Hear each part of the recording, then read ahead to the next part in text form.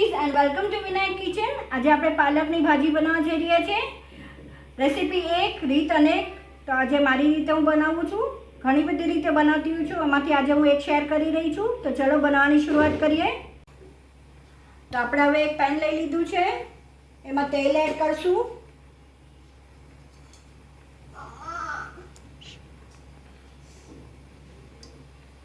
3 tablespoon પહેલાં તેલ લેશું આપણે। તો આપણું તેલ સારું ગરમ થઈ ગયું છે। આપણે ધાણા એડ કરી દઈશું, 1 ટેબલસ્પૂન લેવાના છે। સાથે 5 થી 6 લાલ મરચાં લેવાના છે। ચણાની દાળ છે, 2 ટેબલસ્પૂન એડ કરી દઈશું।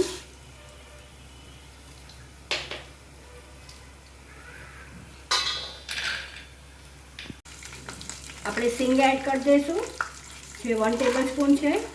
મિક્સ કરી લઈએ।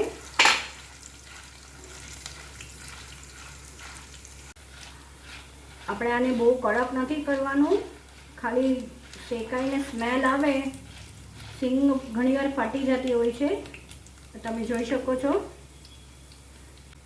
તો આ રોસ્ટ થઈ ગયું છે। તો બસ હવે આ બધું કાઢી લઈશું આપણે એક બાઉલમાં। તેલ એમનેમ રહેવા દઈશું, બસ જો કાઢી લઈશું।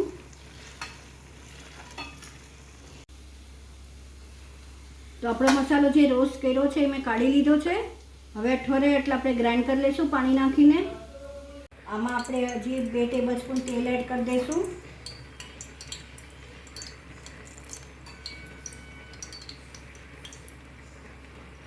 તેલ થવા દઈશું। તેલ આપણું થઈ ગયું છે, આપણે જીરું એડ કરી દઈશું।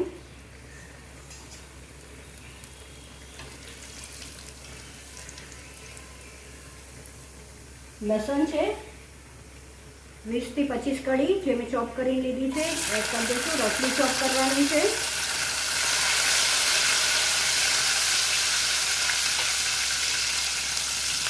બે મોટા કાંદા છે,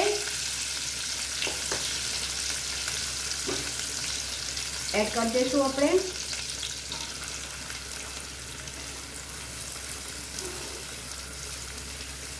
થવા દઈશું, આ પિંકિશ કલર થાય ત્યાં સુધી રોસ્ટ કરશું આપણે।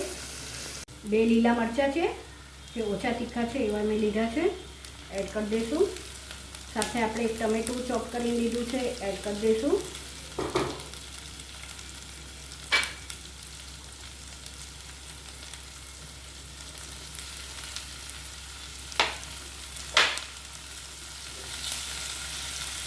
મિક્સ કરી દઈશું પ્રોપરલી અને 2 મિનિટ ઢાંકીને થવા દઈશું।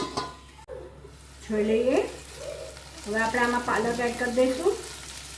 સોફ્ટ થઈ ગયો છે ટમેટા, એકદમ પ્રોપર। કાંદા બી પિંક થઈ ગયા છે એકદમ।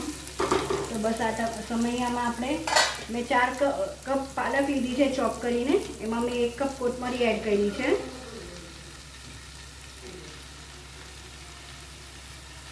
આપણે હવે આને હલાવશું નહીં, 2 મિનિટ આમનામ જ ઢાંકીને થવા દઈશું। લઈએ આપણે, તમે જોઈ શકો છો પાલક સ્પ્રેસ આવવા માંડી છે। એનું પોતાનું પાણી હોય છે, એટલે આપણે પાણી એડ નથી કરવાનું। બસ આ સમયે આપણે મિક્સ કરી લઈએ। તો તમે જોઈ શકો છો બધું મિક્સ થઈ ગયું છે અને પાણી બી રિલીઝ થઈ ગયું છે। તો બસ આને ઢાંકીને એ જ પાણીમાં એને ચડવા દઈશું, આમાં પાણી એડ નથી કરવાનું। તો આપણે જોઈ લઈએ। તમે જોઈ શકો છો બધી બાજુથી તેલ રિલીઝ થઈ ગયું છે। બધી ભાજી આપણે બનાવીએ એમાં લસણ આગળ પડતું હોય તો વધારે સારું લાગે છે। મારા ઘરમાં લસણ વધારે ભાવે છે, એટલે એડ કર્યું છે પ્રોપર એકદમ। આપણે જોઈ લઈએ, પાલકને પણ ચડી ગઈ છે। તો બસ આ સમયે જે ગ્રેવી જે મેં ક્રશ કર્યું હતું રોસ્ટ કરીને એ એડ કરી દઈશું, જેમાં મેં 1/4 કપ ખાલી પાણી એડ કર્યું છે। એને બહુ રોસ્ટ નથી કરવાનું, જેના કારણે એમાં કડવાશ આવી જાય છે। તો તમે જોઈ શકો છો। આપણે મિક્સ કરી લઈએ। ગ્રેવી મિક્સ થઈ ગઈ છે। આમાં આપણે હળદર,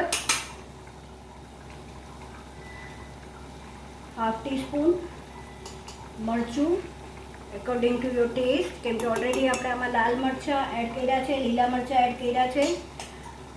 સાથે આપણે મીઠું એડ કરી દઈશું।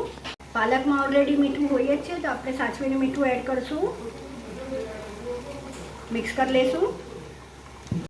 આપણે મિક્સ કરી લીધું બધું. હવે આપણે આમાં ગરમ પાણી એડ કરશું. આપણે 1 કપ મોટો બોઇલ કરવા મૂક્યું છે પાણી, જે હવે આપણે એડ કરી દઈશું.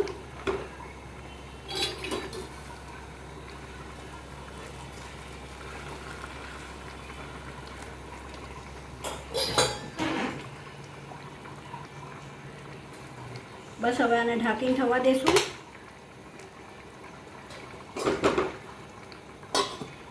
તો થિકનેસ પ્રોપર છે. તમારે જેટલું થીક ને જેટલું રનિંગ જોતું એ પ્રમાણે તમે પાણી એડ કરી શકો.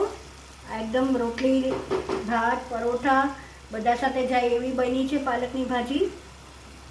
બબલ્સ થઈ ગયા છે. તો બસ હવે તેલ છૂટું પડે એટલે આપણે સર્વ કરી દઈએ. તો હવે આપણે બટર એડ કરી દઈશું શ્રદ્ધા અનુસાર. તો રેડી છે આપણી ભાજી. તો ચલો સર્વ કરી દઈએ મિક્સ કરીને. તો સર્વ થઈને રેડી છે મારી પાલકની ભાજી. આઈ વિશ તમને મારી આ રેસીપી ગમી હશે. રેસીપી એક, રીત અનેક, એમાંથી મેં એક આ બનાવી છે મારી રીતે. હું ઘણી રીતે બનાવતી હોઉં છું. આઈ વિશ તમને મારી આ રેસીપી ગમી હશે. જો ગમી હોય તો લાઇક, શેર અને સબસ્ક્રાઈબ કરવા ન ભૂલશો. બસ આવી જ નવીન રેસીપી સાથે આપણે ફરીથી મળતા રહીશું. Till then bye, take care.